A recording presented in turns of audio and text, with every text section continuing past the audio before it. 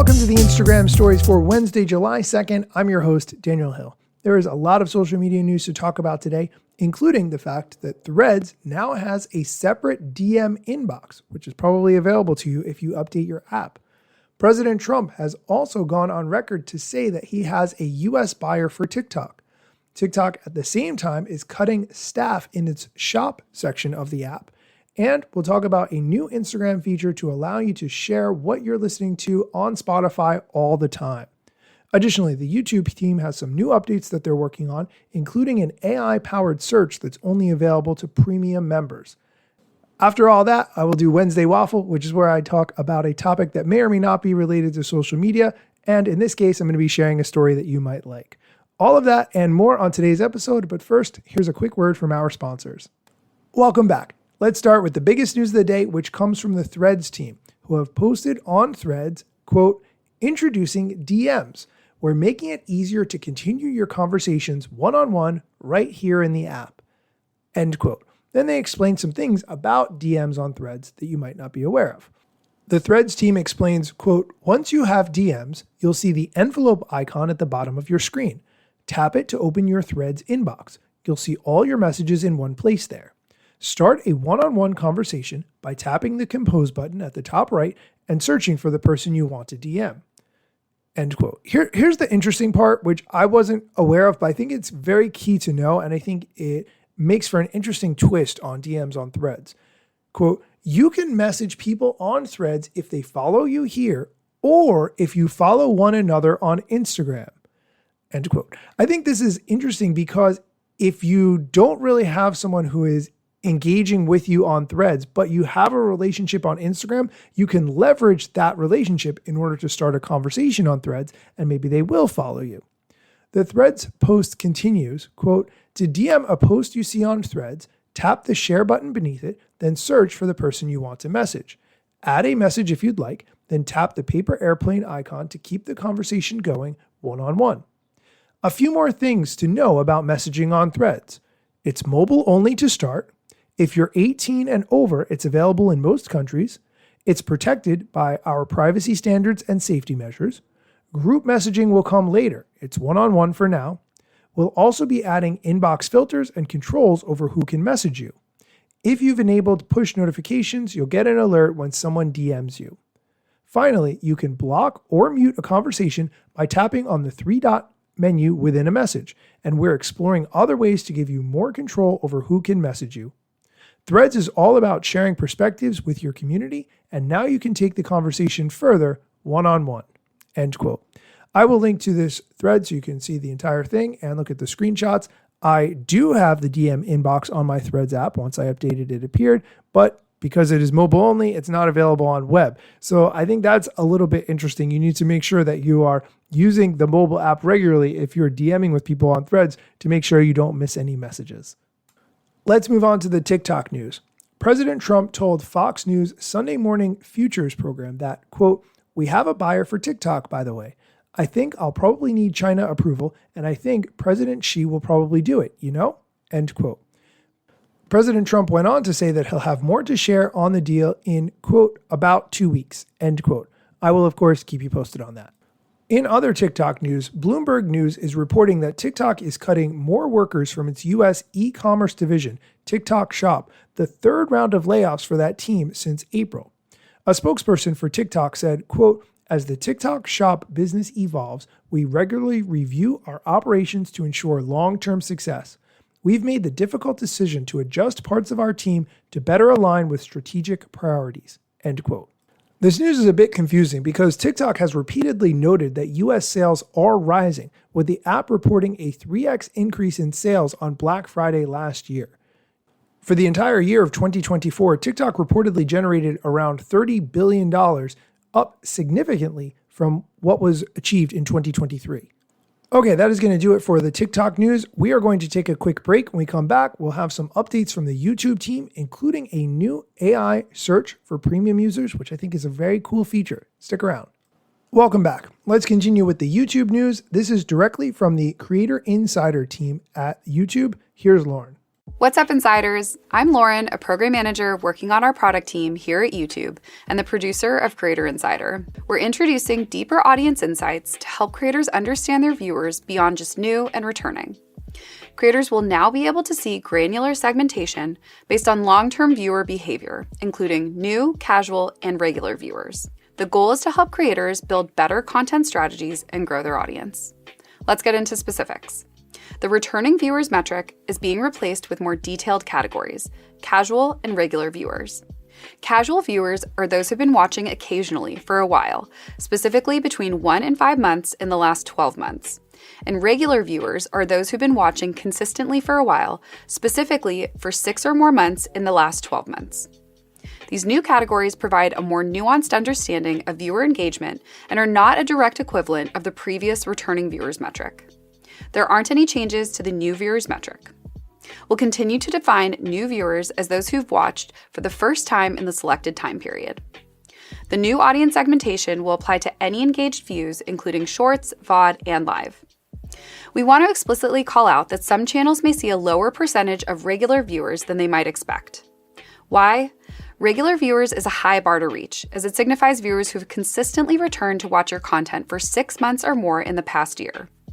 This consistent viewership often requires creators to publish content regularly and maintain a strong connection with their audience.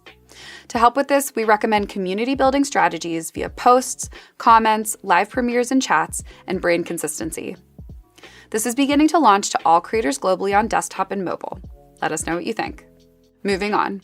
Late last year, we talked about an experimental most relevant comment filter with the goal of helping you more easily find and engage with important comments. We're happy to announce that we're now launching this filter to all creators for channel-wide as well as content-level comments. Next, a few weeks ago, we talked about an experimental leaderboard for top fans of classic and immersive live streams. If you missed it, viewers earn points for engaging with streams, and the goal is to reward fan engagement and strengthen community interaction during live streams. There's a cap on the number of points that can be earned from live chat messages. Also, depending on the user's country or region, the daily and weekly purchase limit will vary. We're happy to announce that based on positive feedback, we're launching this to all creators. Viewers will be auto-enrolled in the leaderboard and will have the option to opt out in YouTube settings on desktop or mobile. Moving on. In April, we began testing a new AI-powered carousel of results that appear when you search certain queries on YouTube. Now, YouTube Premium members in the US can try out this feature at youtube.com/new. When a premium user searches for queries related to shopping, places, or things to do in a specific location, the carousel will populate relevant videos with brief topic descriptions on the results page.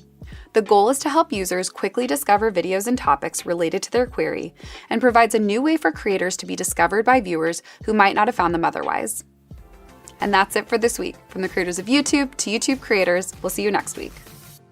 As always, I love what the YouTube team is doing. I think they are very interested in providing real-world information to creators and helping them to make better choices while also thinking about the user experience.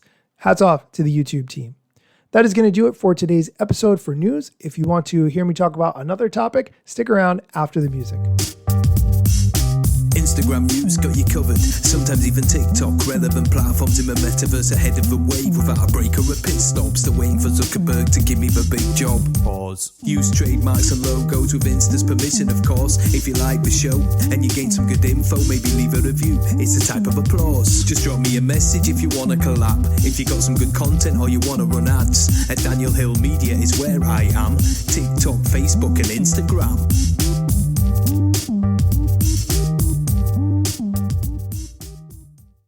Hey, thanks for sticking around to hear me talk about something else. Okay, so a little bit of background. I grew up in a town in northern New Jersey called Ridgewood. And in middle school, I had a teacher named Mr. Stroker. I had him for gym and health class. And then I had him again in high school for gym. And he was a very motivational kind of guy. He would tell you to dig deep and find out what you're really made of and push beyond your limits. He was very inspirational as a whole. I actually didn't know, but a couple of years before I had Mr. Stroker for health and gym, his family was actually part of a horrible car accident where his daughter was 2 years old and was paralyzed from the waist down, and his son had a traumatic brain injury. You've probably never heard of Mr. Stroker. Why would you? But you may have heard of his daughter because despite being paralyzed at a very young age, she went on to accomplish really huge things. She starred in a Broadway musical and actually won the Tony for Best Actress in 2019 when she starred in the musical Oklahoma. She was the first handicapped actress to ever win a Tony, which was a huge deal. And I recently listened to a podcast with Mr. Stroker. It's funny because the interviewer was actually a old boss I had in high school, his wife. It was my first office job. Long story, unrelated. But in this podcast interview, Mr. Stroker told a really interesting part of his daughter's story that I've never heard before. You're going to like it. Is we buy the house down Long Beach Island, and then for no apparent reason, next door to us is this homeowner, and their names are called the Antonoffs. And we're like, we have no idea who this is. We just bought a house.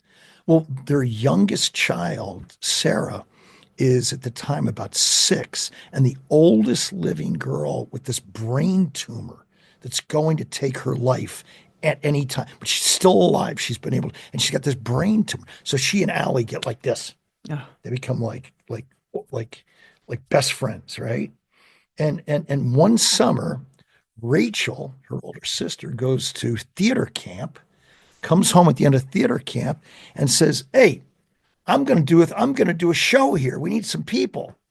And of course, Allie raises her hand. She tries out for the show, and Rachel, casts her as Annie in her first show. Now, her brother is Jack. Jack is kind of famous. He's the songwriter for Taylor Swift. Okay. And as he did okay, as they say. He's done a million things. And the great band Fun, he's now in the band Bleachers. But Jack is the brother. Wow. So Jack, Sarah dies the summer after. Jack spends all summer on the porch playing his guitar and singing songs about Sarah. Reasons happen. Blah, blah, blah. So Allie rolls out onto the stage to get her Tony Award in this yellow dress. Yes. That's like, and of course, Rachel, who's now a dress designer, made that dress. So, okay, I'm going to stop it there. But I just really liked that story in the connections, how Allie got started acting, the connections between people and the end result. You never know what happens as a result of relationships you make, friendships, things you decide to work on together that sound fun, and where that can go. If you want to listen to the rest of the interview, I will link to it in the show notes. As always, thank you so much for listening to me talk about a slightly different topic for a little while.